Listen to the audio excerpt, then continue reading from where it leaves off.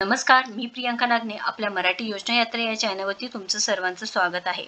तर घरकुल योजना अंतर्गत जे लाभार्थ्यांना लाभ घ्यायचा आहे किंवा ज्यांना अर्ज करायचा आहे त्यांच्यासाठी अतिशय आनंदाची बातमी आहे. कारण सरकारने पुन्हा एकदा इथे तारखांमध्ये वाढ करून दिली आहे व इथे 31 मे 2025 पर्यंत तुम्ही अर्ज करू शकणार आहात. तर इथे सरकार तुम्हाला 2 लाख रुपयेपर्यंत अनुदान देणार आहे.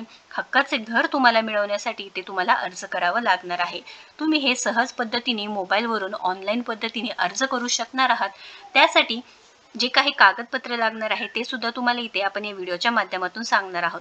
तर इथे पहिल्यांदा जेव्हा लास्ट तारीख आली होती ती म्हणजे 15 मे 2025 होती, परंतु आता त्यामध्ये वाढ करून 31 मे 2025 पर्यंत तुम्ही अर्ज करू शकणार आहात. तुम्ही अजूनही अर्ज केला नसेल, तुम्ही जर पात्र असेल तर तुम्ही नक्कीच इथे अर्ज करू शकणार आहात, सर्वे करू शकणार आहात.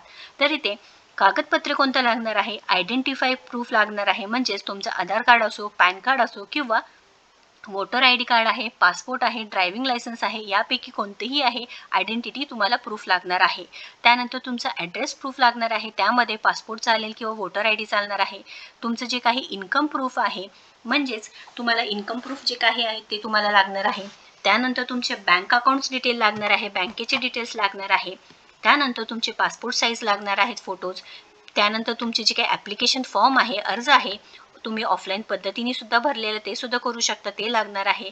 आणि महत्त्वाचं म्हणजे तुम्हाला जॉब कार्डसुद्धा लागणार आहे.